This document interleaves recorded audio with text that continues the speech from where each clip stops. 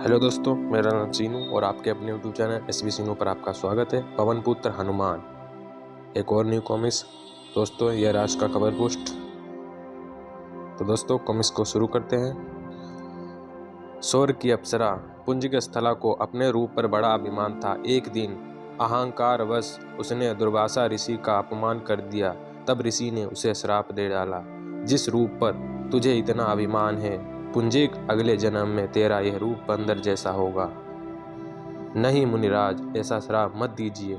मुझसे भारी भूल हो गई, मुझे क्षमा करें। मेरा दिया श्राप अब वापस नहीं हो सकता पुंजिक, पर तू उस जन्म में कभी कभी अस्थायी रूप से अपने पूर्व रूप को भी पा सकेगी। जा, चली जा।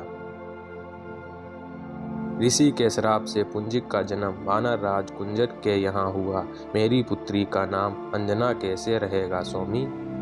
सुंदर नाम है प्रिय। युवा होने पर उसका विवाह सुमेरु पर्वत के महाराज वानर राज केसरी से हुआ।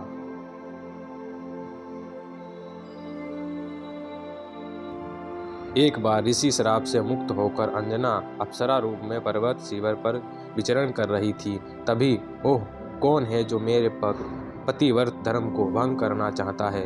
मुझे किसने पकड़ा है? सामने क्यों नहीं आता? उसी समय पवन देव वहां प्रकट हुए। हे पुंजिक स्थला, मैंने तुम्हें पहचान लिया है। तुम मुनि श्राप से कभी योनि में जन्मी हो, पर इस समय तुम अप्सरा हो। तो हे सुंदरी, मैंने तुम्हारा पतिव्रत धर्म नष्ट नहीं किया। मैंने मानसिक रूप से तुम्हारा स्पर्श किया है। तुम्हारे गर्भ से मेरे बल और पराक्रम के तुलनीय योग से एक अत्यंत बुद्धिमान पुत्र उत्पन्न होगा। पवन पुत्र।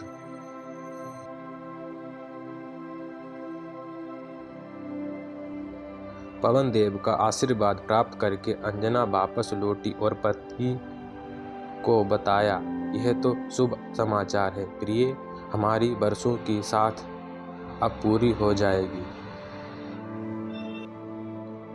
समय आने पर अंजना ने एक पुत्र को जन्म दिया। कितना सुंदर बालक है प्रिय, मैं पिता बन गया।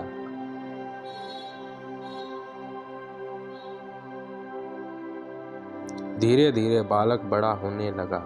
मेरी माँ कहाँ है? मुझे भूख लगी है। मैं तुम्हारे लिए फल लाती हूँ। रानी माँ वन से लौटती ही होंगी। दासी को फल लाने में कुछ विलंब हो गया। तभी बालक की दृष्टि सूर्य पर पड़ी।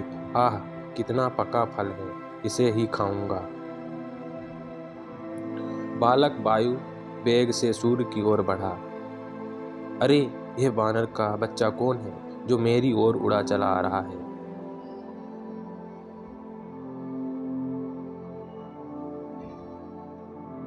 इससे पहले सूर्यदेव कुछ कर पाते। अरे, क्या क्या करता है? सूर्यदेव को बालक ने जैसे ही मुंह में बंद किया, राहु चौंक पड़ा। अरे, मेरे होते हुए सूर्य को ग्रहण करने वाला बालक कौन है? तत्काल मुझे इंद्र के पास जाना चाहिए।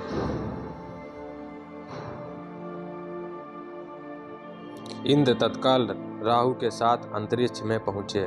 वह देखिए देवराज, उस बानर के बच्चे ने सूर्य को मुंह में दबा रखा है।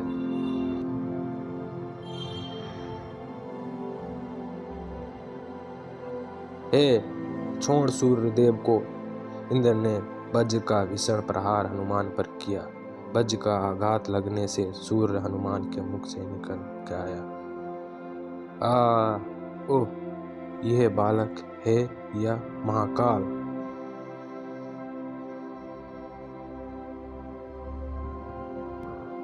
बालक वज्र के प्रहार से अचेत होकर नीचे गिरने लगा तो पवन देव ने उसे अपनी बाहों में संभाल लिया। ओह, किस निर्दयता से मेरे बच्चे पर प्रहार किया है देवराज ने। देवराज, आपने मेरे पुत्र पर प्रहार करके अच्छा नहीं किया। क्या क्या तुम्हारा पुत्र? क्या कह रहे हो पवन देव? पवन देव अचेत बालक को उठाए एक गुफा में प्रवेश कर गए। जब तक मेरा पुत्र चैतन्य नहीं होगा तब तक मैं ब्रह्मांड की सारी संपूर्ण वायु समेट लूंगा।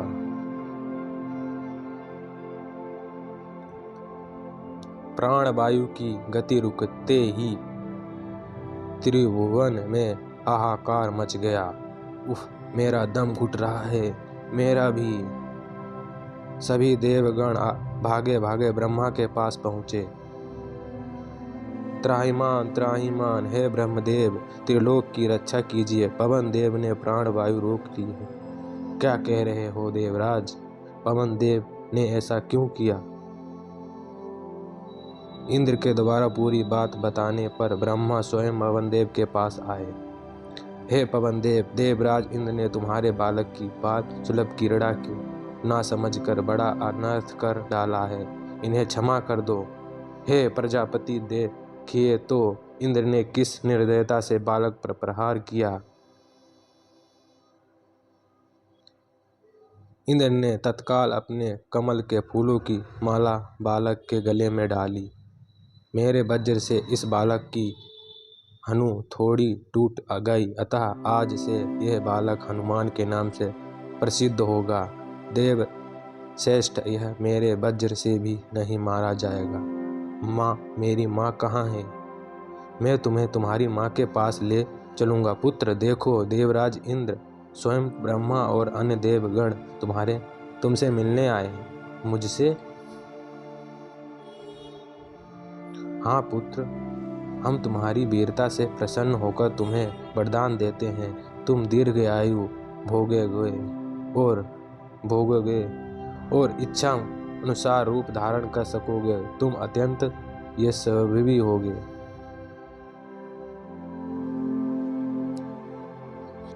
हनुमान सभी देवों से वरदान पाकर घर लौट आए। तू कहाँ चली गई थी माँ? यहाँ भूख के मारे मेरी जान निकली जा रही थी। मैं तेरे लिए फल लेने गई थी। ले, बड़े मीठे फल ले।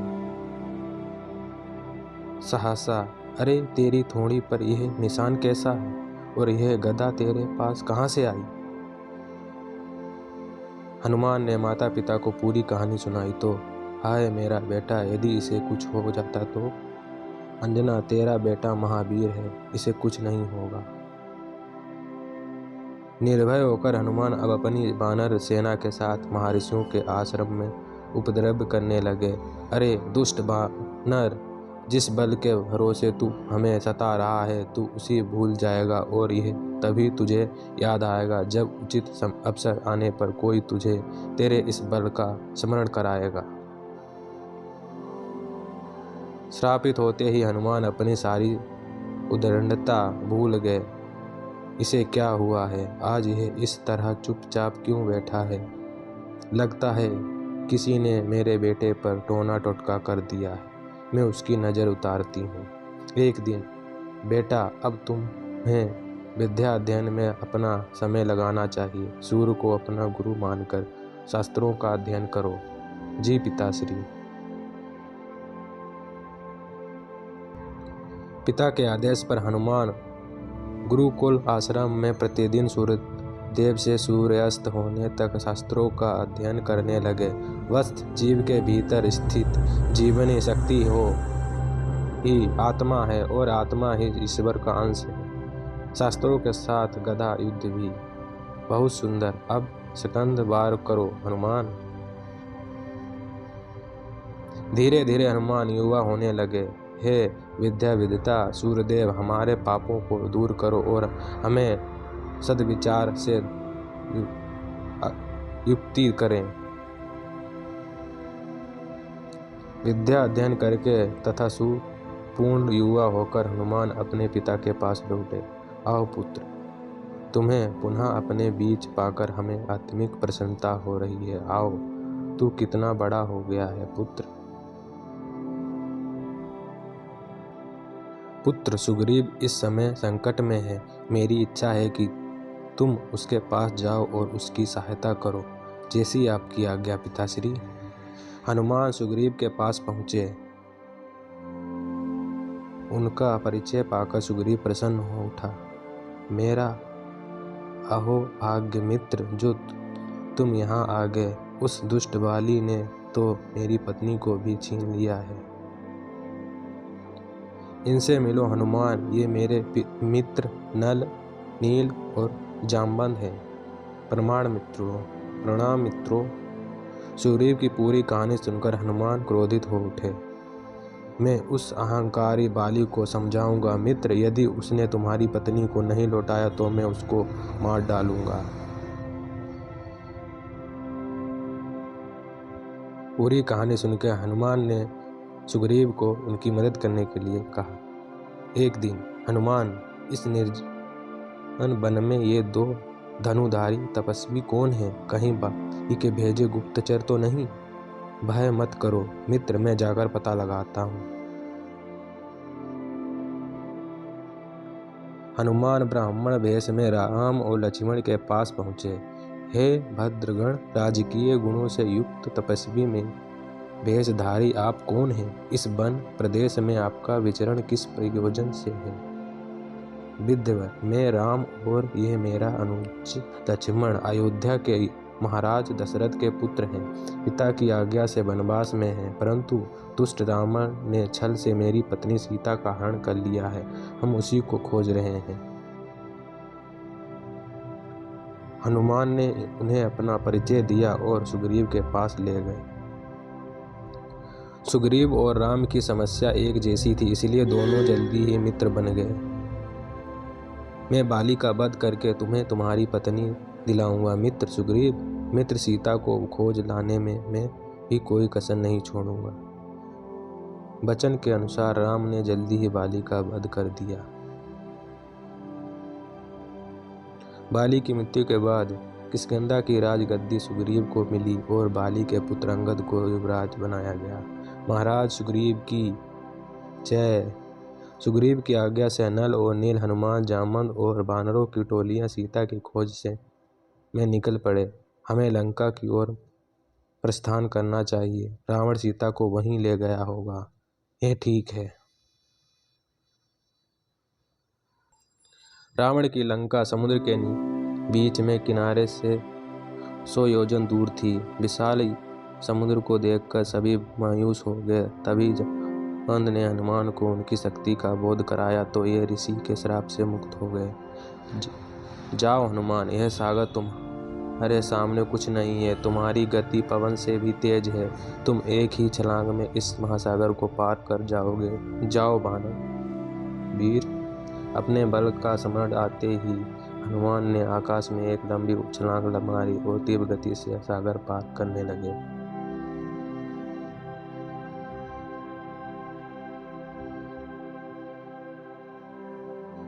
समुद्र के मध्य में मैनाक पर्वत ने हनुमान का मार्ग रोका। हे महावीर हनुमान, आपको सुख पहुंचाना मेरा धर्म है। मेरे शिविर पर कुछ देर विश्राम करके आगे की यात्रा करें। हे पर्वतराज, मैं मार्ग में रुक नहीं सकता। मैंने तुम्हारा आतिथ्य मान लिया है। मैनाक को हाथ से स्पर्श करके हनुमान आगे बढ़े। तभी सुरसा ने मार्ग रोका। अरे वानर, देवताओं ने तुझे मेरा भोजन बनाकर भेजा है। मैं तुझे खाऊंगी। आ मेरे मुख में आ। हनुमान तत्काल सुरक्षा। हे देवी, तुम्हारी प्रतिज्ञा के अनुसार मैंने तुम्हारे मुंह में प्रवेश किया था, पर अब मुझे श्री राम के काम के लिए आगे जाना है। मेरा नमस्कार स्वीकार करो। मैं तुम्हें तुम्हारी परीक्षा के ले रही थी वानर वीर। सभी विद्वान बाधाओं को पार करते हुए हनुमान लंका पहुंचकर सीता की खोज करने लगे। तभी उनकी भेंट रावण के विभीषण से हुई। हे श्रीमान, मैंने सारे महल छान डाले पर मुझे सीता माता के दर्शन नहीं हुए। क्या आप मेरी कुछ सहायता कर सकते हैं? हे वीर हनुमान, जिस व्यक्ति में धैर्य, सूझ बुद्धि और कुशलता होती है उसे सफलता अवश्य मिलती है। तुम उन्हें अशोक वाटिका में ढूंढो।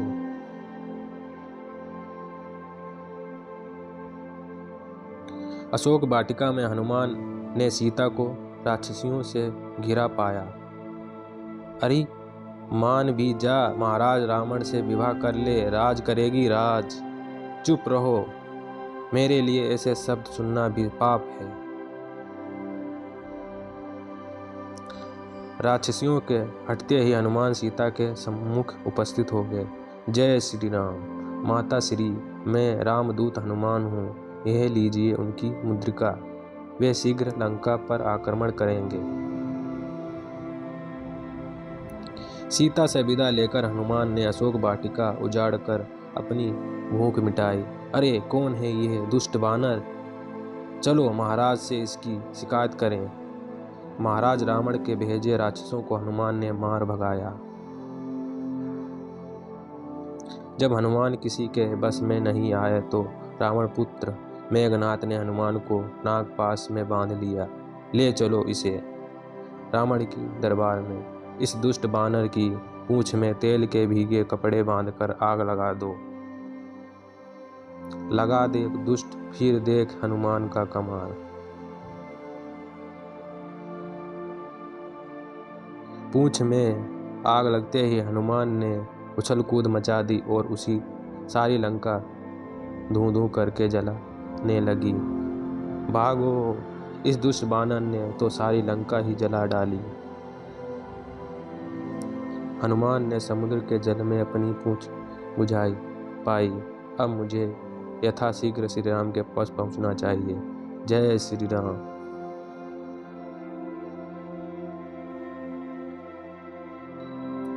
हनुमान ने सीता का समाचार पाकर सुग्रीव की सेना ने नल नील और की सहायता से समुद्र पर सेतु का निर्माण किया और राम लक्ष्मण सहित लंका पर चढ़ाई कर दी। जय श्री राम। रावण दोबारा तिरस्कृत होकर विभीषण राम के साथ जा मिला। प्रभु, आपने मुझे शरण देकर मेरा जीवन धन्य कर दिया। मित्र शरणगत को अभय करना आर्य संस्कृति है। युद्ध से पूर्व मित्र सुग्रीव, युद्ध से पूर्व रावण के पास शांति प्रस्ताव लेकर मैं अपना एक दूत भेजना चाहता हूँ। किसे भेजूं? बाली पुत्र अंगद इस कार्य के लिए सर्वथा उपयुक्त है प्रभु। युद्ध से पूर्व राम द्वारा अंगद को रावण के पास शांति दूत कर अंगद को भेजा। रावण ने दूत का शांति प्रस्ताव नहीं माना। तब भयंकर युद्ध छिड़ गया। जय श्री राम। जय लंकाधीश। कई दिन तक भयानक युद्ध चलता रहा। बड़े बड़े योद्धा राक्षस मारे गए। तब एक दिन मेघनाथ ने लक्ष्मण पर शक्ति बाण चलाया। ओ नहीं, संभलो लक्ष्मण जी।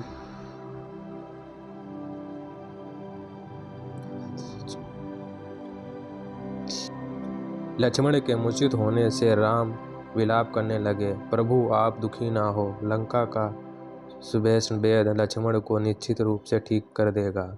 मैं उसे लाता हूँ। हनुमान सुभेषण वेद को उसके घर से उठा लाए। अरे बानर, मुझे कहाँ ले जा रहा है? श्री राम की शरण में। वेद शेषण ने लक्ष्मण की बाण नाड़ी देखकर बताया, हिमालय पर्वत श्रृंखला में गंधमंदन पर्वत पर संजीवनी बूटी मिलती है। यदि रात भर में कोई उसे ले आए तो यह बच सकते हैं। तुम जाओ हनुमान, तुम ही ये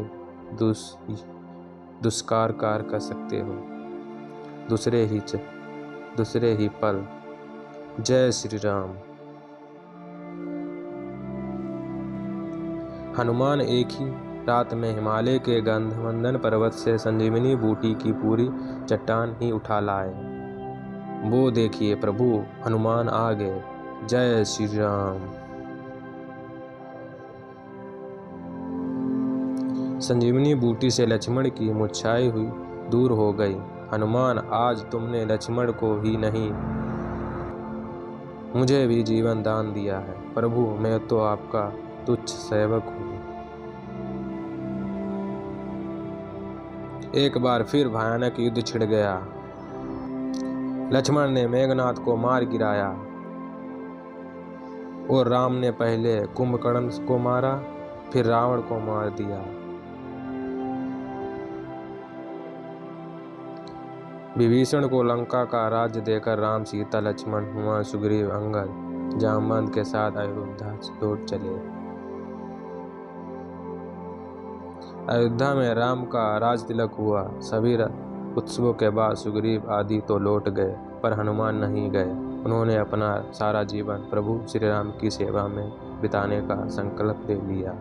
प्रभु, आप तो मेरे रोम रोम में बसे हैं, मैं आपको छोड़कर कहाँ जाऊँगा, मुझे अपने शरणों में ही रहने दीजिए। एवं मस्तु, ऐसा ही हो बस।